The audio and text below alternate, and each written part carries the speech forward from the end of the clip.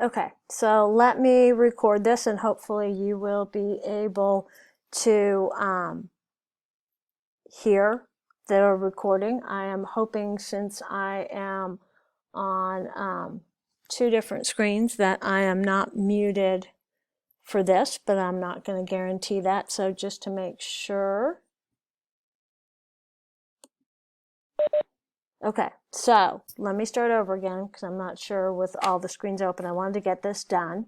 So let me talk about the bones. The upper thigh bone that goes into the hip is going to be your femur. The femur itself has a couple of different parts. The first part is right there, and that is the head of the femur. So that is the top part that attaches to your hip. The second part is the neck of the femur, and that right there is the neck. So the head attaches to the neck. You have two trochanters, a greater trochanter and a lesser trochanter. The greater trochanter is on the side that is away from the head. So on this one, it is there. On this side here, the greater trochanter is there. And then the lesser trochanter is not on the outside of the leg, but is on the inside. So there's the lesser trochanter there, and there's also the lesser trochanter there. So the things you need to know on the top of the femur: you need to know the head, you need to know the neck, you need to know the greater trochanter and the lesser trochanter. You also need to know the two condyles. The medial condyle on the bottom is on the same side as the head. So that's going to be the medial condyle. The lateral condyle is on the same side as the greater trochanter. So the medial condyle is towards the side where the head is, where it goes towards the body. That's why it's medial. The lateral one is towards the outside of the bone by the same side as the greater trochanter.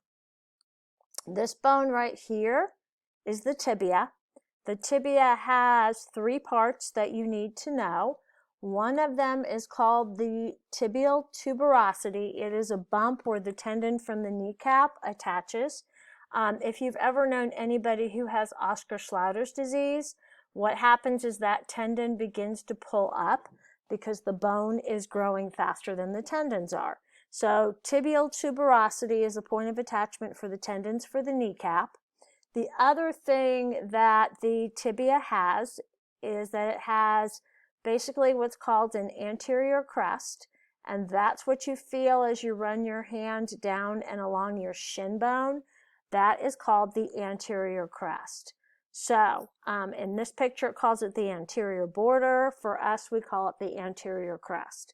You also need to know the bottom of the tibia, and that is the medial malleus. That is the part that goes towards the inside of the bone. And then the fibula is on the outside connected to the tibia. The fibula, you need to know the lateral malleus, which is on the outside here. So for the tibia, you need to know the tibial tuberosity, the anterior crest, which runs along the front, which is what we consider to be our shin bone, and then the extension off the bottom, which is the medial malleus. For the fibula, you need to know the name of the bone and the lateral malleus. So those are all of the parts of the bone that you need to know for the bone quiz on Friday.